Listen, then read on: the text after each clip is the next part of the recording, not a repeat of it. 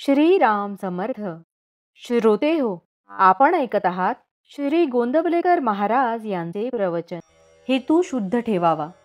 मनुष्याने शुद्ध हेतू ठेवण्याचा प्रयत्न करावा. हेतू शुद्ध असला की स्वाभाविकच कृती त्याला अनुरूप होऊ लागते आणि प्रगतीला मदत होते. हेतू हा विहिरीत असणाऱ्या झऱ्याप्रमाणे आहे. झरा गोड पाण्याचा असला म्हणजे विहिरीचे पाणी स्वाभाविकच गोड असते. म्हणून हेतू शुद्ध ठेवण्याची दक्षता घ्यावी आणि त्याकरिता रामाची प्रार्थना करावी. माणसाला देहरक्षणापुरते अन्न, वस्त्र आणि नाम घेण्याची बुद्धी असली की असमाधानाला जागा नाही. नको दैन्यवाणे जिणे भक्ती उणे, हेच रामरायाजवळ मागावे. पर्व काळात भगवंत कामधेनूचा अवतार घेऊन येतो. जे ज्याला पाहिजे ते तो देतो.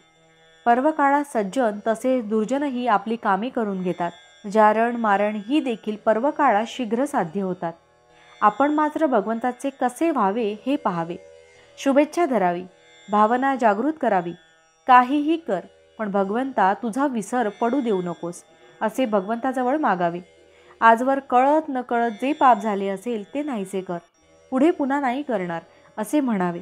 म्हणजे मागली पापे नष्ट होतात. ज्याला विषयाची गोडी असते त्याला नाही परमार्थाची गोडी लागत. नरकातल्या किड्यांना नाही किळस येत. विषयी लोक प्रपंचात रंगून जाऊन साधू संतांची निंदा करतात. त्यांना मीच काय तो एक शहाणा मोठा असा अभिमान असतो.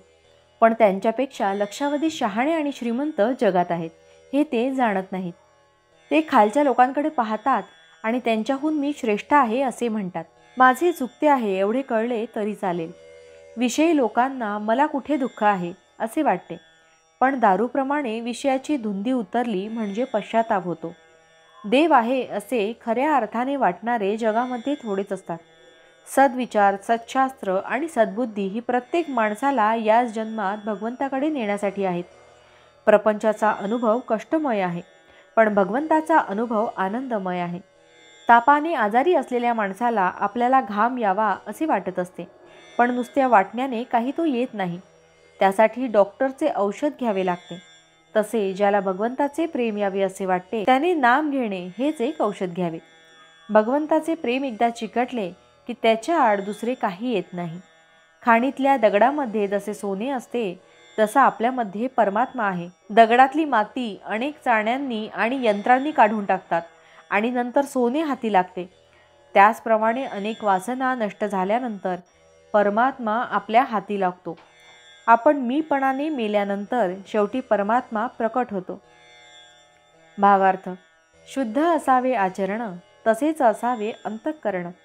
त्यात भगवंताचे स्मरण हेच प्रपंच सुखी करण्याचे साधन. जानकी जीवन स्मरण जय जय राम. महारुद्र हनुमान की जय. समर्थ रामदास स्वामी महाराज की जय. सब संतन की जय.